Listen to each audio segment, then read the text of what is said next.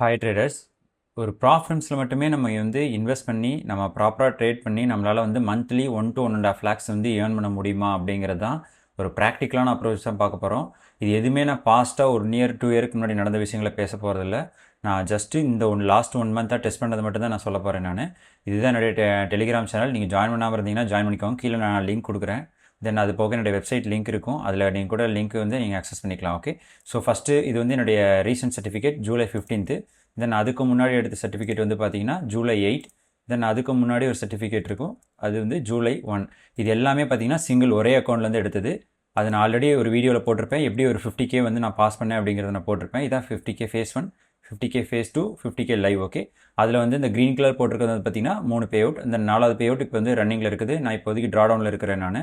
So இதுதான் இது வந்து பார்த்தீங்கன்னா நான் ஸ்டார்ட் பண்ணது வந்து பார்த்தீங்கன்னா 4/6 எப்படின்னா ஜூன் மாதம் 4ஆம் தேதி வந்து ஸ்டார்ட் பண்ணது.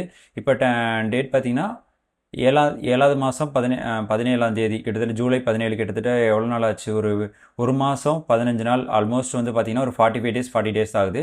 ஸோ அதுக்குள்ளே நான் வந்து பார்த்தீங்கன்னா ஏர்ன் பண்ண அமௌண்ட் வந்து பார்த்தீங்கன்னா இதில் 565, இதில் 525, இதில் 513. நம்மளுக்கு வந்து கொடுத்த ஷேர் வந்து பார்த்தீங்கன்னா 334. தென் அதுக்கப்புறம் வந்து பார்த்தீங்கன்னா 315 அண்ட் தென் 308. ஸோ இதில் வந்து நான் வந்து ரொம்ப பெருசாலாம் கஷ்டப்படவே கிடையாது. என்னென்னா நான் வந்து புக் பண்ணது வந்து பார்த்தீங்கன்னா ஜஸ்ட் 1% தான். எப்படி 1%? 50Kல 1% $500. ஸோ $500 மட்டும் தான் நான் புக் பண்ணி அதில் வர்ற 60% கெயின் என்ன, அந்த வீக்லி வந்து நம்மளுக்கு வந்து பேஅவுட் கொடுப்பாங்க. 60% நம்மளுக்கு வந்து ப்ராஃபிட் ஸ்ப்ளிட் கொடுப்பாங்க.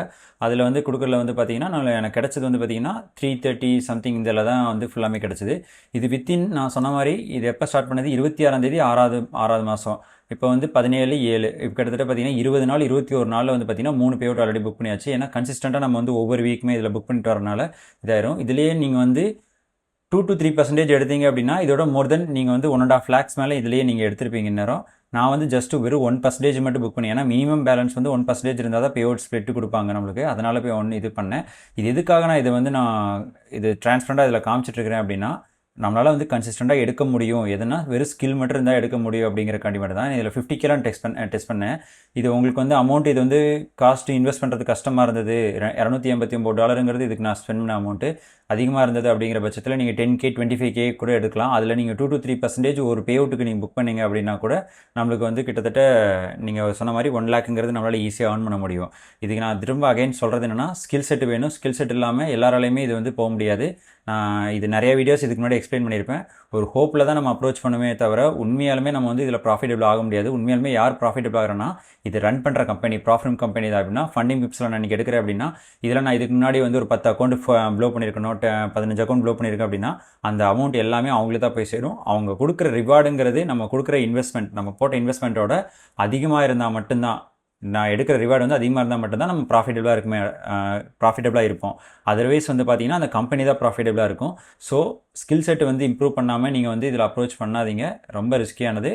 அதே சமயத்தில் நீங்கள் வந்து பார்த்தீங்கன்னா நான் இது வந்து ஒரு ஃபுல் டைம் ட்ரேடராக இருக்கனால ஃபுல் டைமாக உட்காந்து பண்ணுறேன். நீங்கள் வந்து ஒரு ஜாப் போயிட்டுருக்கீங்களா, ஒரு ஸ்டூடெண்ட்டாக இருந்தீங்கன்னா கூட நீங்கள் வந்து சைட் பை சைட் நீங்கள் இதை வந்து டெய்லி வந்து இந்த ஸ்கில் செட் எப்படின்னா ட்ரேடிங் வந்து நீங்கள் கற்றுக்கிட்டு ஒரு 2 to 3 months நீங்கள் எல்லாமே ஓரளவுக்கு நீங்கள் டெக்னிக்கல் அனாலிசிஸ் எல்லாமே நீங்கள் பார்த்துருவீங்க.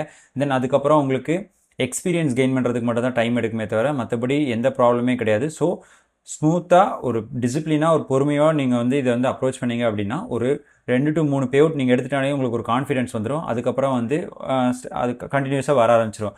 ஏன்னா யூஸ்வலி நான் இதுக்கு முன்னாடி இந்தியா வந்து ஃபாரெக்ஸ் ட்ரேடிங் பேன் பண்ணுறதுக்கு முன்னாடி நான் வந்து ஃபுல்லாமே ஆக்டிவாக நான் அதுதான் forex trading and crypto currency தான் பண்ணிகிட்டு இருந்தேன். தென் அதுக்கப்புறம் ப்ராஃபிட்ஸ் ரொம்ப பூமானதுக்கப்புறம் தான் நான் இதில் வந்து ஷிஃப்ட் ஆனேன்.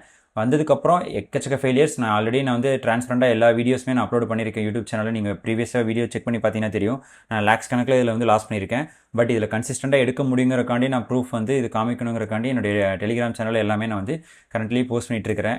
என்னென்ன ட்ரேட் எடுத்தேன், அதில் என்னென்ன லாஸ் பண்ணேன் அப்படிங்கிறது எல்லாமே டிரான்ஸ்பரண்டாக நான் போட்டிருப்பேன். நீங்கள் இதில் சப்ஸ்கிரைப் பண்ணாதவங்க சப்ஸ்கிரைப் பண்ணிக்கோங்க. இதில் டெய்லி அப்டேட்ஸ் இதில் வரும். தென் அது போக வேறு ஏதாவது டவுட்ஸ் இருந்தால் கூட எனக்கு பர்சனலாக லிங்க் வந்து என்னுடைய வெப்சைட்டில் நான் கொடுத்துருப்பேன். என்னுடைய வெப்சைட் நேம் வந்து பார்த்தீங்கன்னா harish.com. என்னுடைய நேமில் தான் நான் வந்து என்னுடைய வெப்சைட் நான் வந்து ஓப்பன் பண்ணியிருப்பேன். நீங்கள் இதில் வந்து ஃபைனலாக கீழே வந்தீங்கன்னா தெரியும். அதில் வந்து என்னுடைய லிங்க் எல்லாமே நான் கொடுத்துருப்பேன். Telegram, Instagram and then YouTube, WhatsApp and then LinkedIn எல்லாமே நான் கொடுத்துருப்பேன். தென் அது போக நான் என்னென்ன பண்ணிகிட்டு இருக்கிறேன், நான் எப்படி இதில் வந்து நான் வந்து என்னுடைய சர்டிஃபிகேட்ஸ் எல்லாமே இதில் நான் போஸ்ட் பண்ணியிருப்பேன். தென் அது போக நீங்கள் இந்த ஸ்கில் செட்டை இம்ப்ரூவ் பண்ணணும்னு நினச்சிங்க அப்படின்னா நான் வந்து மென்டர்ஷிப் சர்வீஸ் நான் ப்ரொவைட் பண்ணிட்டு இருக்கிறேன். நீங்கள் ஜாயின் பண்ணணும்னு இன்ட்ரெஸ்ட்டாக இருந்தீங்க அப்படின்னா நீங்கள் டீட்டெயில்ஸ் பார்த்துட்டு நீங்கள் ஜாயின் பண்ணிக்கோங்க. இதில் எதாவது டவுட் இருந்தானா கூட நான் சொன்ன மாதிரி கீழே காண்டாக்டில் போயிட்டு என்னுடைய இதில் நீங்கள் வந்து காண்டாக்ட் பண்ணிவிட்டு கூட நீங்கள் வந்து ஜாயின் பண்ணிக்கலாம். ஸோ இது போக என்னென்னா இந்த லைவ் ட்ரேடிங் இந்த இதை வந்து நான் எப்படி அப்ரோச் பண்ணேன், இந்த ஃபண்ட் அக்கௌண்ட் எப்படி அப்ரோச் பண்ணிருக்கேங்கிறது இப்போ பார்க்கலாம். அந்த ஃபண்ட் அக்கௌண்ட் வந்து யூஸ்வலாக பார்த்தீங்கன்னா நான் வந்து 1%ங்கிறது வந்து பார்த்தீங்கன்னா சேலஞ்ச் அக்கௌண்ட்டில் வந்து ரிஸ்க் எடுத்துப்பேன். 500 பார்த்தீங்கன்னா தெரியும், இதெல்லாமே ரிஸ்கிங் பர்சன்டேஜ். 500 இருக்குல்ல, phase 1 to phase 1 500 தான் எல்லாமே அப்ரோச் பண்ணியிருப்பேன். தென் அதுக்கப்புறம் லைவ் வந்ததுக்கப்புறம் அப்படியே ஹாஃப் அப்படின்னா 1/2 250க்கு நான் வந்து கம்மி பண்ணிட்டேன். இதில் கம்மி பண்ணிட்டு இது எல்லாமே இப்போ இது பண்ணிருக்கேன். சம்டைம்ஸ் வந்து பார்த்தீங்கன்னா எனக்கே என்னவே அறியாமல் இருந்ததுன்னா சில டைம்ஸ் நம்ம கடுப்புலையோ இதுலேயோ இப்போ இருக்கும்போது நம்ம என்ன பண்ணுவோம், ஓவர் ட்ரேடிங் ரிவெஞ்ச் ட்ரேடிங்லாம் பண்ண ஆரம்பிப்போம். ஸோ அதெல்லாம் நான் நோட் டவுன் பண்ணுறதுக்கு ஜேர்னல் நான் கண்டிப்பாக யூஸ் பண்ணுவேன். இது ஜேர்னல் பண்ணால் மட்டும் பார்த்தாது, அது வீக்லி ஒன்ஸ் ரிவ்யூ பண்ணால் தான் நம்மளுடைய ப்ராப்ளம் என்னங்கிறது தெரியும். ஏன்னா இனிஷியல் ஸ்டேஜில் வந்து நான் எல்லாமே ஜேர்னல் பண்ணிகிட்டு இருந்தேன். பண்ணதுக்கப்புறம் என்னென்னா நான் இன்னும் மிஸ்டேக் என்ன பண்ணது அப்படின்னா ரிவ்யூ பண்ண விட்டுட்டேன். ஓகே, நான் என்ன மிஸ்டேக் இந்த ஒரு வாரம் பண்ணேன், என்ன கரெக்டாக பண்ணேன், என்ன தப்பாக பண்ணேன் அப்படிங்கிறத பார்க்க விட்டேன். ஸோ அது அந்த அனாலிசிஸ் ரொம்ப முக்கியம். இதில் வந்து ரிஸ்க் பொறுத்த வரைக்கும் ரிஸ்க் மேனேஜ்மெண்ட்டில் 0.5% நான் ரிஸ்க் எடுத்துருக்கேன் கன்சிஸ்டண்ட்டாக. மேக்ஸிமம் ஒரு நாளைக்கு 1 to 2 ட்ரேட்ஸ் தான். ஏன்னா நான் வந்து ஸ்கேல்பர்லாம் கிடையாது, நான் ஒரு டே ட்ரேடர்னால எனக்கு வந்து ஒரு ரெண்டு செட்டப் ஒரு செட்டப் கிடைக்கிறதே ரொம்ப இதாக இருக்கும். அதுலேயும் பார்த்தீங்கன்னா வச்சுங்களேன், லைவ் அக்கௌண்ட் ஆரம்பிச்சதுலேருந்து இந்த ஆரஞ்சு கலர் பாக்ஸ் இருக்குது பாருங்கள், இந்த ஆரஞ்சு கலர் பாக்ஸ் எல்லாமே லாஸஸ் தான். இதில் வந்து நான் வந்து வின் பண்ணதுன்னு பார்த்தீங்கன்னா ரொம்ப கம்மியான பர்சன்டேஜ். என்னோட வின்னிங் பர்சன்டேஜ் பார்த்தீங்கன்னா 26%. பட் இதில் என்னன்னா வின் பண்ணுற அந்த ஒரு ட்ரேடோ 2 ட்ரேடோ வந்து பார்த்தீங்கன்னா நான் வந்து பிரமிட் ரிஸ்க் மேனேஜ்மெண்ட் நான் ஃபாலோ பண்ணிட்டு இருக்கேன். எப்படின்னா ஒரே ட்ரேடில் மல்டிபிள் ரிஸ்க் வந்து ஆட் ஆன் பண்ணுறதும் ரிஸ்க் வந்து ஆஃப் பண்ணுறதும் அப்படிங்கிற மாதிரி நான் வந்து பண்ணிட்டு இருக்கனால ஒரே ட்ரேடில் வந்து ஹையாக வின் பண்ணுறதும் அப்படி லாஸ் பண்ணேன் அப்படின்னா லிமிட்டாக ஒரு பார்த்தீங்கன்னா 1% to 1.5%க்குள்ளே வந்து நான் வந்து கம்மி பண்ணிடுவேன். ரீசெண்டாக அந்த லாஸ்ட் 2 டேஸில் மட்டும்தான் கொஞ்சம் அதிகமாக போயிடுச்சு. இதில் என்ன காரணம் அப்படின்னா ரொம்ப நான் கான்ஃபிடென்ட்டாக இருந்தேன் அந்த பயஸ் மேலே. பட் அது வந்து அந்த மாதிரி மூவ் ஆகலை. தென் ட்ரம்ப் வந்து பாவால் வேறு ஃபயர் பண்ணிட்டாங்க அந்த டைமில். அந்த டேயில் நான் கரெக்டாக போய் சிக்கிட்டேன். ஸோ ரொம்ப டேமேஜ் ஆகிடுச்சு அந்த அக்கௌண்ட்டு. ஸோ இப்போதைக்கு இதில் வந்து என்னென்னா 1.5% ஆகுது, 2.5% வந்து டவுனில் இருக்குது. ஸோ பார்க்கலாம் இது வந்து அடுத்த பே அவுட் வருதா இல்லையாங்கிறது பார்க்கலாம். தென் அதர் சைடு என்னென்னா இதில் வர்ற இதில் ப்ராஃபிட்டை வச்சு இன்னொரு அக்கௌண்ட்டு பை பண்ணி நான் வந்து ஸ்கேலப் பண்ணலாம் அப்படிங்கிற மாதிரி நான் பிளானில் இருக்கிறேன்.